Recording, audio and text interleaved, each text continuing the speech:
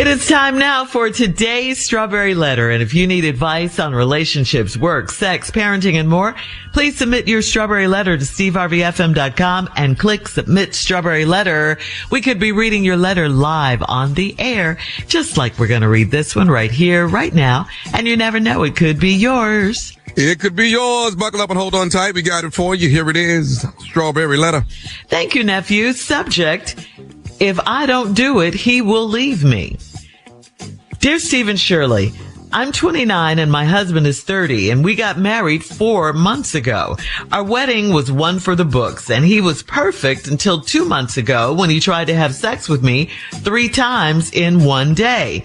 After he proposed, I spoiled him more and we started having sex once a day. That was great, and we learned a lot about each other sexually, but I was terrified because we are not ready to be parents yet. After the wedding, he expected sex morning and night daily. I tried to keep up, but I had anxiety over not being on any birth control and his refusal to use protection.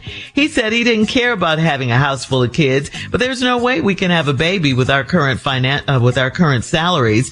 Things got so bad that he started taking my clothes off as soon as I got in from work.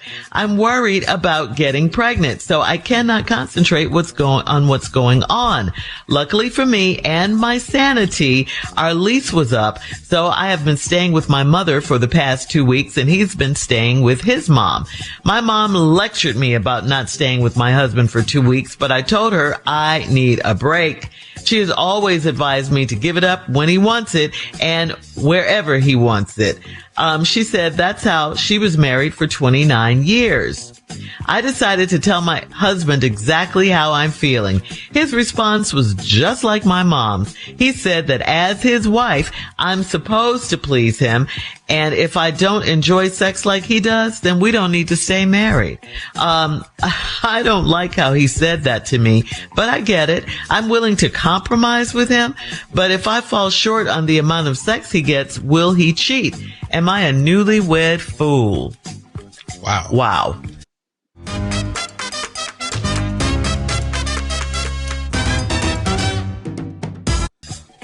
I don't think you're a newlywed fool, but you are a newlywed and there are adjustments to be made. You guys have only been married 4 months and, you gotta kind of learn each other. And by the way, you are his wife and not his property. It's not just what he says goes. You have a say in this marriage and the sex and all of that, just like he does. But instead you're running from him because he wants sex 3 times a day or at least morning and night. And you're not always with that. It's your body and he does not own you just because you're married to him. You are right to be concerned about getting pregnant if you're not ready, and especially if you guys can't afford it. Your husband is controlling in this situation. He's not considering you or your feelings and why you feel the way you do. But here is the question. Is the only reason you're running from his constant sexual demands, is it because you're not on birth control and he won't help by using protection himself? Now, that's where compromise comes in. You guys gotta try and work these things out. Why should the birth control be just on you? He could wear condoms. I know he said he wasn't, but he should, if you guys aren't ready to get pregnant yet. You guys are newlyweds. I would hate to see you break up over this sex thing. I really would, because he wants more than you do. So I think you should please leave your mom's house so you and your husband can have a serious talk about the status of your 4-month marriage. It's just not looking good right now, this whole marriage between you guys. It's not. All right, shalom. It's the brother Hadab Yah from GMS Mobile, Alabama camp, coming at you with another lesson. But before I get started, I want to give all glory, praise, and honors unto Yahweh, Bahashem, Yahweh Shah, Bahashem, Kakadash. Double honors to the apostles and elders of Great Millstone who teach you well. Peace and salutation to the hopefully elect, scattered abroad, preaching the truth, sincerity to you. I want to say shalom. All right, and this goes to show, that as the scriptures say, the people, they be quiet, okay? They have their undivided attention when a rich man speak, but when a poor man speak, they look at him sideways. Like, who is this fella? He ain't got nothing or no type of advice for me to follow. Because he's poor. It look like he haven't did nothing in life. It look like he don't know nothing in life. But this, you know, how this world is, you know. And some of these people they come to this Steve Harvey Morning Show looking for guidance and advice on their relationships and marriages and other things, man. Just to listen to this, you know, uh, uh, um, um, female. You know, I was finna call her another name, but listening to this female, man, and the watered down sorry ass advice that she give, okay, because the Lord didn't depart the woman, okay, wisdom, but this is Isaiah chapter 8 verse 20. It read, to the law and to the testimony, if they speak not according to this word, it is because there is no light in them. Okay, and this lady Shirley Strawberry, okay, she is not speaking according to the words of the Lord. Okay, she's speaking contrary to what the Lord, was teaching. Okay, that Yahweh Shah was teaching when he was walking, on the earth, man. Okay, she is not going following the Lord. Okay, she is not following the scriptures. She is not living by the scriptures, but she's living and feeding others with her doctrine, according to her own heart. Okay, she's leaning on her own understanding, which Esau he have a great influence, on why this lady think like this. Okay, because we're in captivity, man. All right, and everything that's pushed here is a lie, and we grew up indulged in this, in this man's philosophies, man. This is First Corinthians. This is First Corinthians chapter 3 verse 18, and to read, let no man deceive himself. If any man among you seeth to be wise in this world, let him become a fool, that he may be wise. For wisdom of this world is foolishness with the Most High. For it is written, He taketh the wise in their own craftiness. All right, man. And the wisdom of this world is foolishness with the Most High. Because, again, the wisdom of this world is it goes against what the Lord, it goes against the Lord's word. Okay, it goes against what Yahweh Shah was pushing when he was walking the earth, with his disciples among the people, man. I want to go to verse 7, same book, First Corinthians chapter 7, start at verse 3. It say, let the woman render unto the wife due benevolence, and likewise also the wife unto the husband. The wife have not power over her own body, but the husband, and likewise also the husband have not power over his own body, but the wife. Okay, so this man, okay, wants sex. She have to give it up, man. She have to give it up. Back then, the woman didn't have a say so, man. Okay, the woman didn't have rights, like right now. Okay, the woman didn't have liberty, man. She's supposed to be a helpmeet to her husband, man. But this Shirley chick, okay, she pushing madness, man. She's pushing confusion,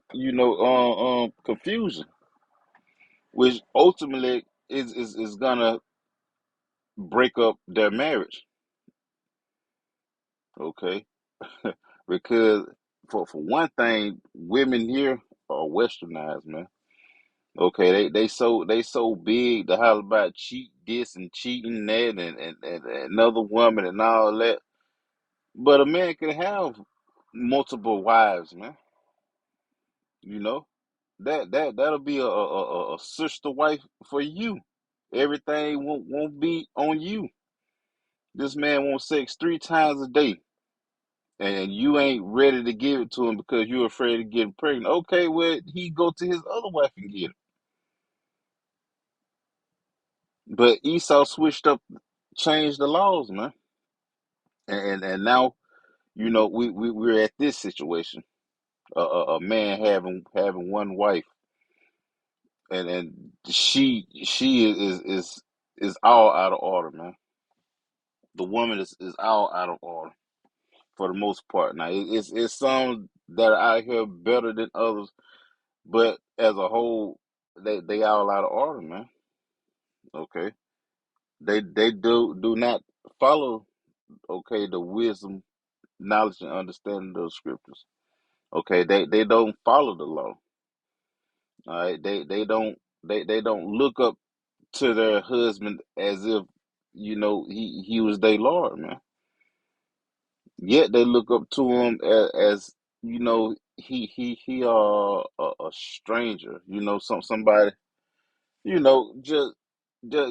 just undermining the man and trying to get over on the man or whatever, so to speak. But that's how these women is, man. If you don't pay attention to them, they test you, man. This is I want to go to chapter 11, First Corinthians chapter 11. Okay, verse 7. It say, "For a man indeed ought not to cover his head, for as much as he is the image and glory of the Most High, but the woman is the glory of the man." Right, man. A man's supposed to be happy, when he find a wife. He's supposed to be in high spirits, man, because his wife, do what he tell her to do. Verse 8, it say, "For the man is not of the woman, but the woman of the man. Neither was the man created for the woman, but the woman for the man." Right, the woman was made for the man. The one the woman was made for the man, not the man for the woman, man. But in today's society, they think that they're equal to a man. Okay, they think that the man was made for them. No, man, it's the complete opposite, man. Okay, these right here is the scriptures out of the book of the land. The Bible, the King James Bible, man. You know, the Lord's words, man. Okay, the people of the land supposed to follow it, to live life according to the scriptures, but they don't. They live life according to their presidents, man. Their dictators. Okay, according to their entertainers and whatnot, man. And some lean on their own understanding. This is First Timothy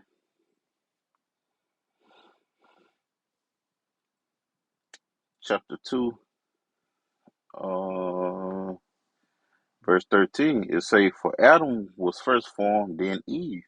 And Adam was not deceived, but the woman being deceived was in transgression." Right, going back to the serpent in the garden, okay, which was a man, okay, which has the same spirit, okay, in that man that's in the so-called white man today, man. Okay, it wasn't a literal snake talking to Eve. Hey, we call people snakes to this day, man. That don't mean that they're a literal slithering, sliding snake, man. You know that, but there is a metaphor, or sneaky, grimy, you know, cutthroat. Okay, which lied to Eve in the garden, man. And right now, hey, he is lying to the whole world, man. Gotten the people to believe him and see him as their Lord and Savior. To see, to see him for guidance. Be their guiding light, man. Okay. The world is all fucked up, man. The world is corrupt. But I want to get into the book of Ecclesiasticus,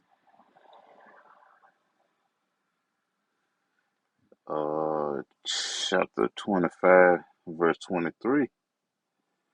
It read, "A wicked woman abateth the courage, making a heavy countenance and a wounded heart.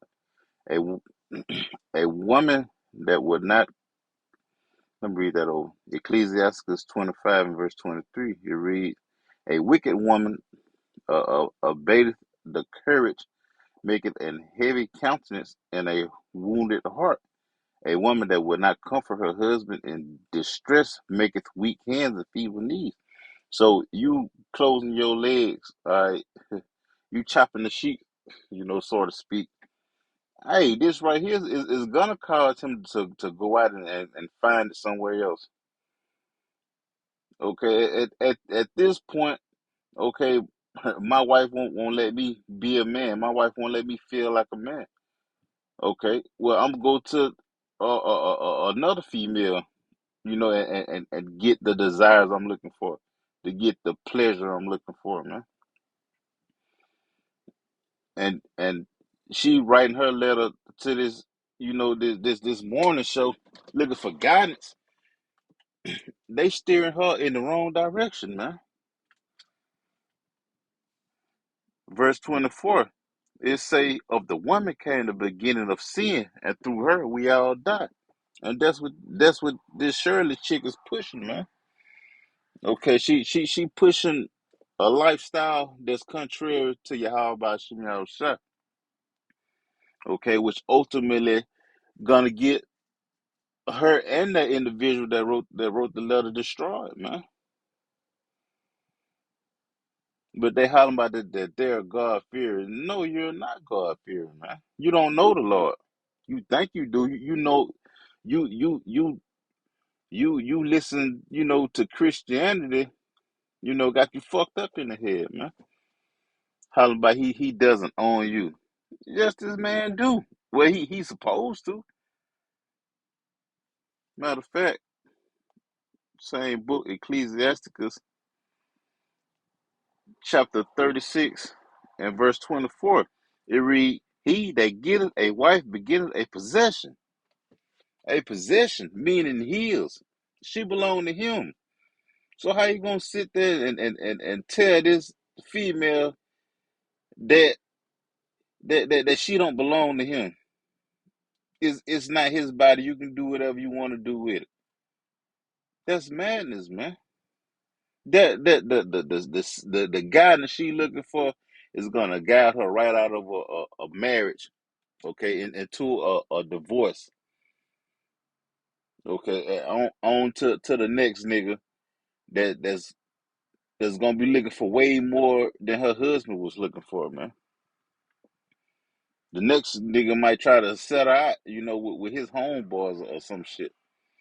Bring her a STD or some type of shit, man. He could be a dark individual, man, with dark imaginations. But here it is, you looking for guidance at a TV show, and this chick right here, she ain't even married no more. It just doesn't make sense, man. But we stand out here on the highways and byways, telling our people where they going off at, man. but they don't wanna take heed to the Lord's word. They holler about you preaching hate and all of this. Hey, we showing you love though. We showing we yeah, we pushing hate because the Lord he hates, man. He hates. The Lord is a just balance. And a unjust balance is an abomination to him, man. If you hate something, you gonna love something else, man. But all people so deep, wrapped up in their emotion with these feminine ways and stuff, they ain't gonna turn back. That's why this bitch got to be destroyed, man. This bitch will be destroyed. Why? Because there is no wisdom and knowledge of the Most High in the land, man. But I'm gonna end it up right there, giving all glory, praise, and honors unto Yahweh, by Hashem, Yahweh Shai, by Hashem, Kakadash, double honors to the apostles and elders, a great millstone, who teach and rule well. Peace and salutation to the whole field, elect the scattered abroad, preaching the truth and sincerity. To you, I want to say shalom.